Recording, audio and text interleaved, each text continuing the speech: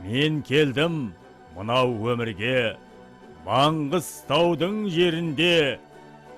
Жетсін даусым ертеңге, тек қазақтың тілінде.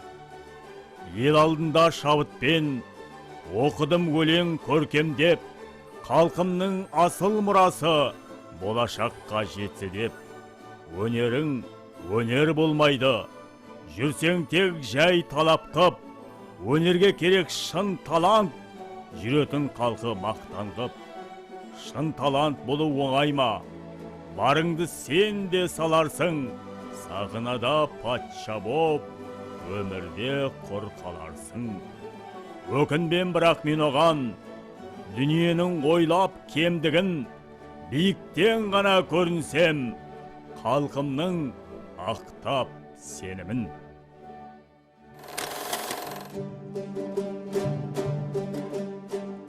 Ілуде бір жұмыр басты пенденің пешенесіне жазылатын жақсы қасиет, талант дегеніңіз Алланың адамға сирек тартар дарқан сия.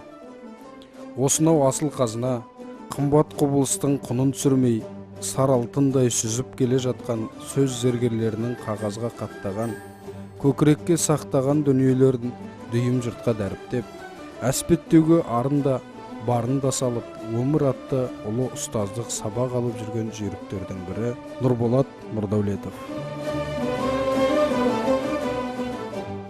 Табиғаты мен тумысынан біткен таланттың тегеурінін, ет пен терінің арасына біткен желдей өкінішті нәрсе, әншейін әсіре құмарлық па деп ойлаған Нұрболат, бойын билеген белгісіз құбылыстың алдамшы сезім емес екендігіне көзі жетті. Бұл әсіресе социалистік достастық елдер армиясы құрамында Венгрияда азаматтық борышын өтеп қайтқаннан кейін айқын белгілі болды. Жай өлең құмарлық, көлгіреу, еліктеушілік екінші кезекке ысырылып, жаңа мән мазмұн иеленді. Сырт елде жүріп, елге деген сарттап сағыныштың сағымдарын құшқан Нұрболат, туған жеріне оралған соң, өзінің перзенттік махаббатын қазақ ақындарының өлеңдерінен тапты.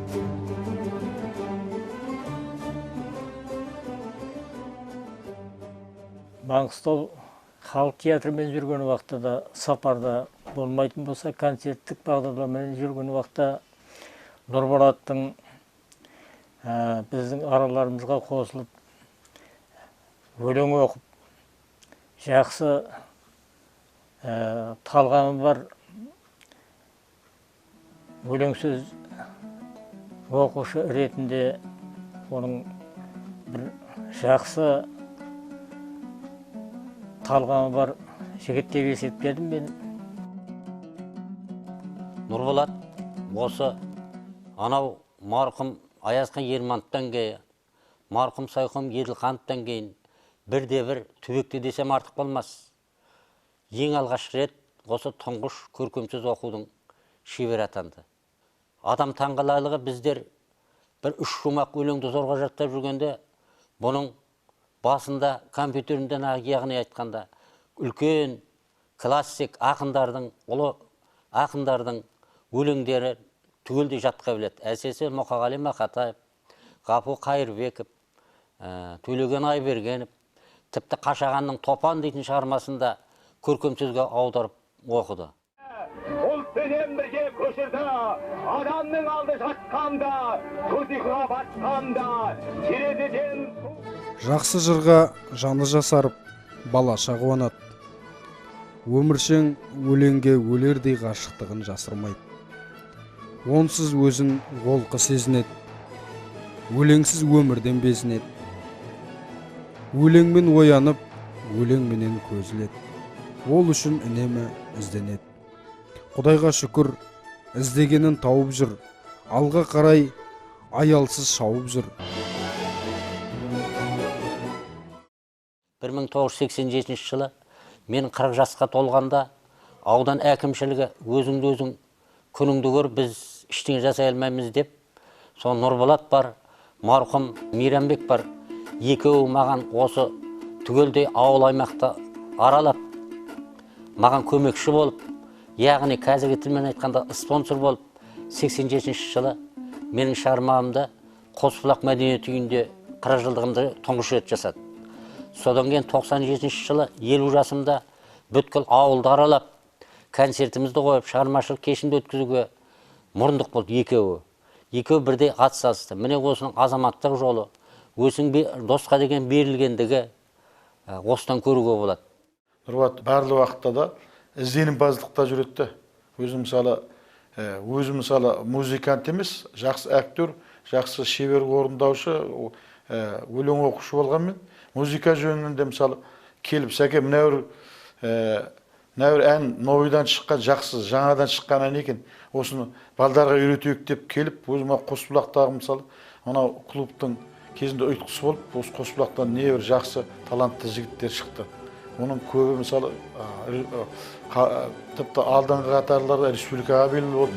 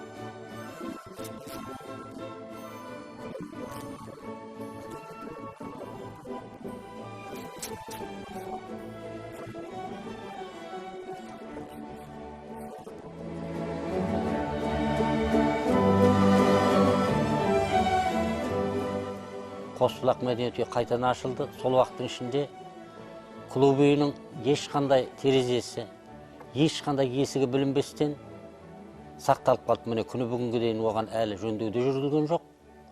Сол үйінде қарап тұр. Бұның бір басты себебі сол Нұрболаттың сол кезде бірде жұмыс жасадым ғой, енді қысқарып қалдық қой деп, ол мәдениет үйін қараусыз қалдырған ештеңесі жоқ. Күніге сол жерге барып, соның бүтіндігін қарап, мінекей сол бір елге тигізген азаматтық белгісі деп білемін.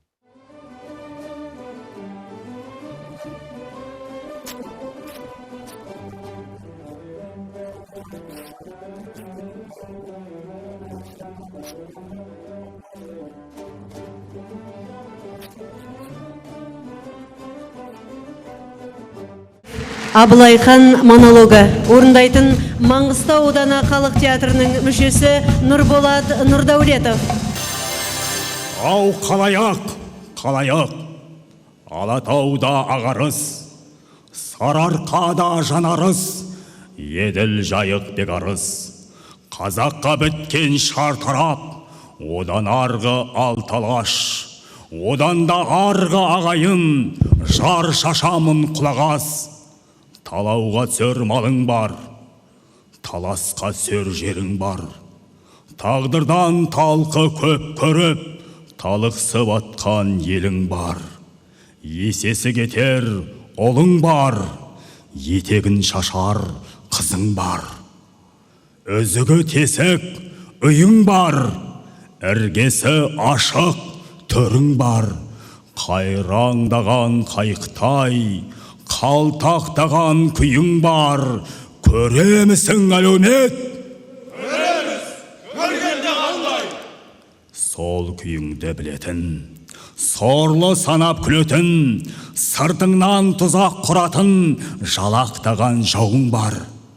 Жағаңнан алып тайталас, аяқтан шалып бақталас, быт-шыт қылған басыңды, пыш қылған сөзіңді, бітпей тұғын дауың бар. Білемісің әлеумет?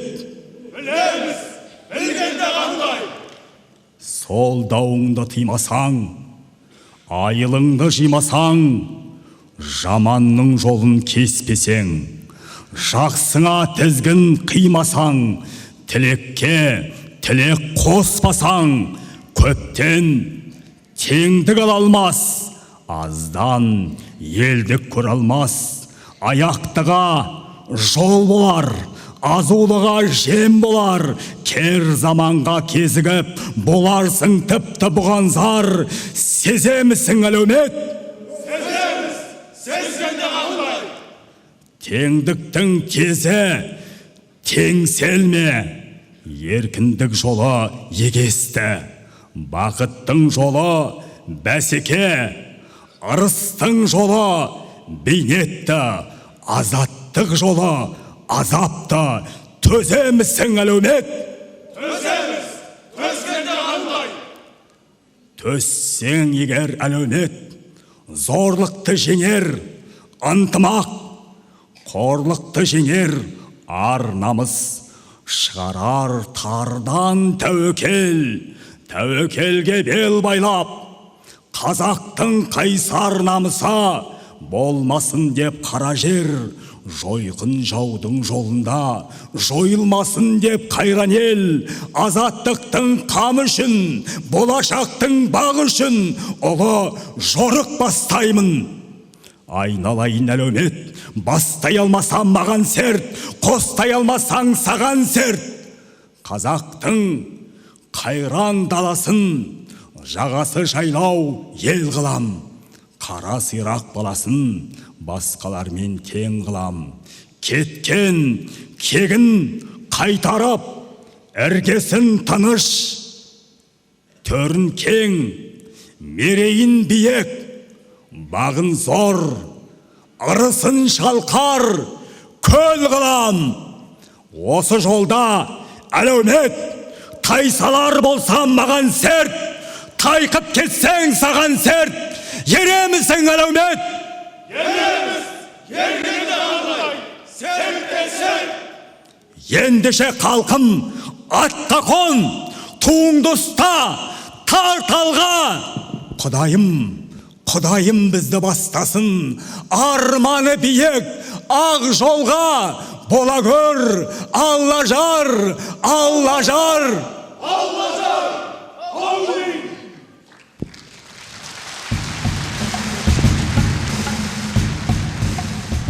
Өткенде осы мына Әбіш ағамызды қарсы алып осы жерде біздің Маңғыстау ауданында, сосын сонау Кендірлде қонақ қылғанымызда Нұрболат Әбекеңнің екі өлеңін оқығанда Әбекең үлкен толғанып былай деп еді: біздің қазақта деді, біздің қазақта өлең оқитын жақсы актер жігіттер жоқ.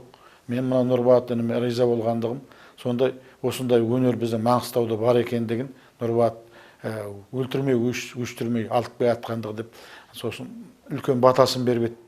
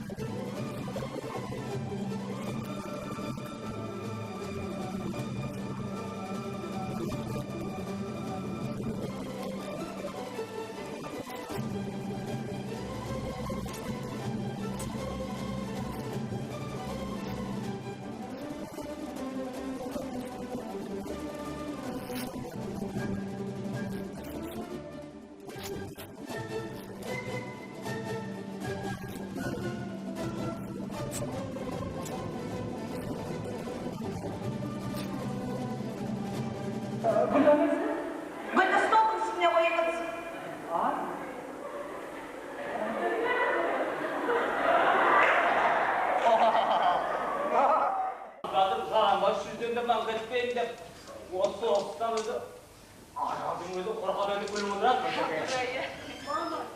Міне, неге тоқыдым? Сіз егер адам сияқты жөн жосымен ажырассаңыз, Қасқырысқан жауынан сұрадым теңдік ақырап. Қалықпаңыз қай, қанат тастарың қайдасын. Қосбұлақ ауылдық клубының меңгерушісі Нұрболат Нұрдаулетов 2006 жылы облыстың жылдың үздік театр әртісі, 2007 жылы ауданның үздік мәдениет қызметкері атанды. 2019 жылы мәдениет саласының үздігі медалімен марапатталды.